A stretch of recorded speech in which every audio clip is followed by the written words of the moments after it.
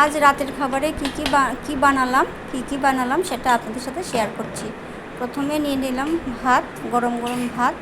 তারপর করেছি বেগুনকে বেগুন পুরে ভর্তা করেছি।